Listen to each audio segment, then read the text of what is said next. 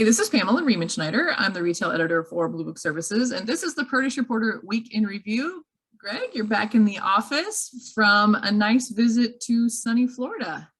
It was sunny, awesome Florida. Of course, we were inside the whole time because that's the way those conferences go. And now I'm back in Kansas City where we come to a snowstorm on the eve of March Madness. That's why I'm so bright today, because it's all white out there.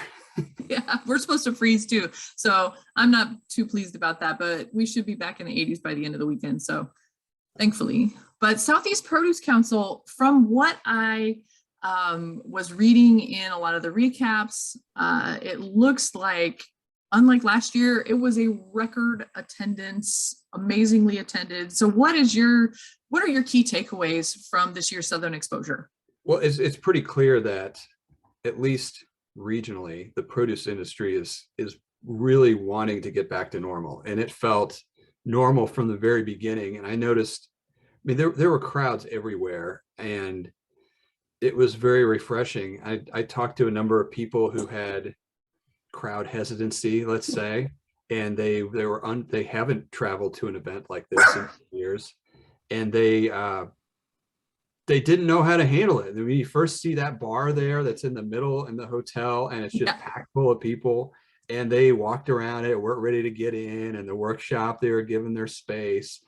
But the education session ended up being completely packed, and that bar was packed the entire time, and people just got over it, and it was normal. And the expo was unlike an expo I've been at in a long time, because you and I have done a lot of regional events. We've even hosted them and been MCs, and we know the traditional cycle on those is the last hour or two.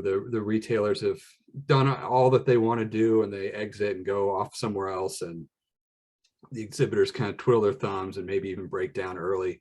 There was none of that during this expo. I was there the entire time, and I was with the people who got kicked out when it was closing, and it was crowded, and there were buyers on the floor. There were a lot of exhibitors to see. It was just, it flew by. And will we have more of those this year? I think there's a good chance.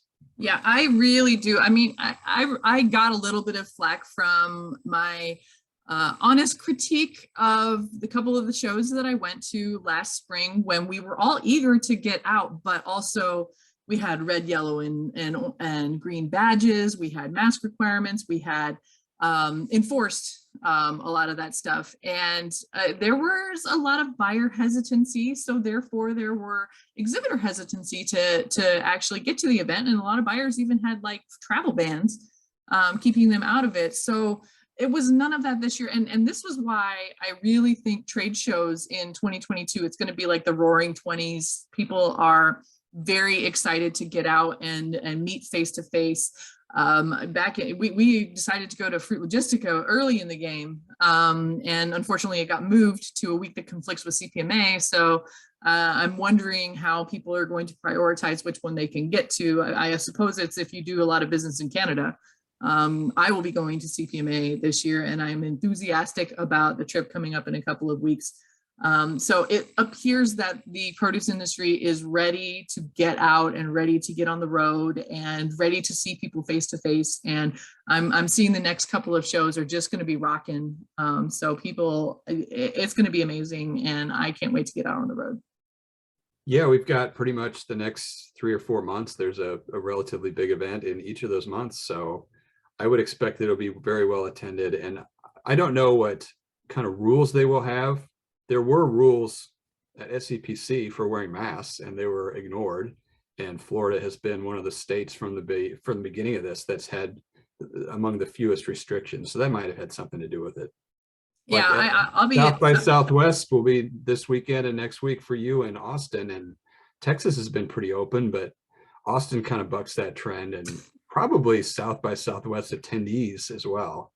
Yeah, they're actually, you had to get a pass with a QR code on your phone to get into the indoor events if you are going to workshops or something like that. I'm assuming it's going to be like the Cove Pass in Europe that they use, where it's a QR code verifying your vaccination status or your recovery status. South by Southwest requires masks indoors. vaccination or a negative test, and they have testing facilities all over. So pretty easy to comply with that stuff. And I don't think too many people are going to be fazed by it. And I don't think, I'm wondering how the attendance is going to be, considering that it is such a global festival, and the US still has some issues with requiring vaccination upon entry to the US. So we'll see how it goes, but International Fresh Produce Association is doing the Global Street Fair with the flower crowns and all that fun stuff. We've got a couple of really interesting produce angles from there. App Harvest is up for an SCPC Innovation Award, as is Appeal Sciences.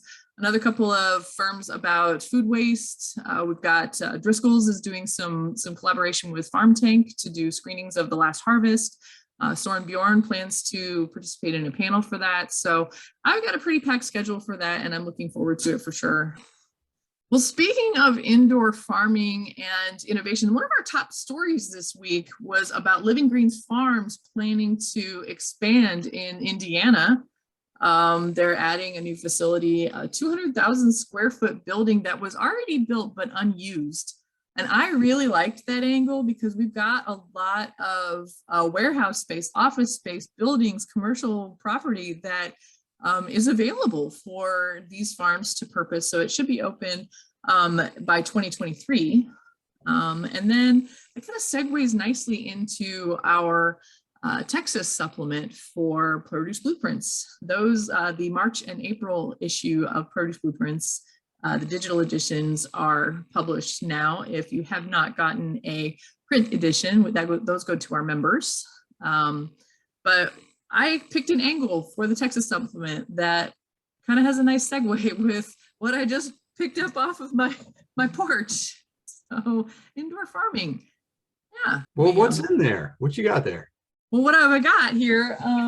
Actually, and here's the deal, is I wrote a column about how indoor farms are not a huge thing in Texas yet, because most of the ones that I know of are growing basil or microgreens or something like that.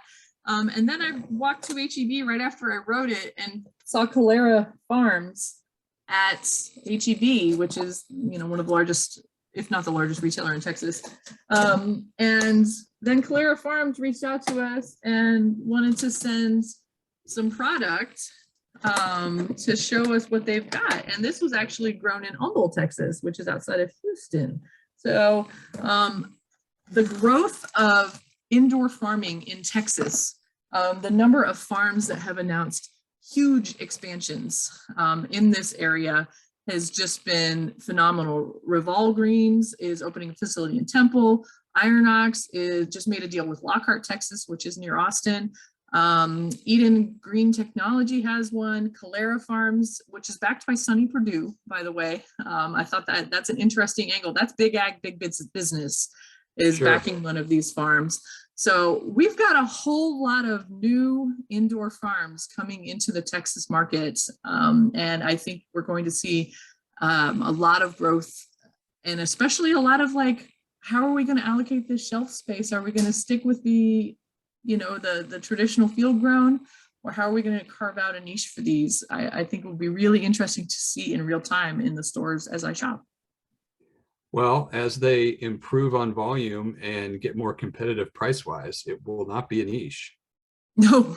Right now it is a little bitty niche, like one little 4 feet in the wet rack. Well, not the wet rack, the dry refrigerated space at HEB. But I have a feeling we're going to see a lot more of this kind of thing. And actually, I went to Target when I was doing my Target store checking, and they had some specifically greenhouse grown produce that was called out as such, but it was just field greens and just the standard stuff that you're looking for. So I'm not exactly sure who grew that because it was Target's private label. But we're starting to see it promoted and starting to see it take over more of the shelf space from the field grown stuff. And so lot of new stuff coming in that category for sure. All right, well, that's it for the Produce Reporter Week in Review, the afternoon edition. If you are not getting the Produce Reporter newsletter, you need to go to producebluebook.com and sign up.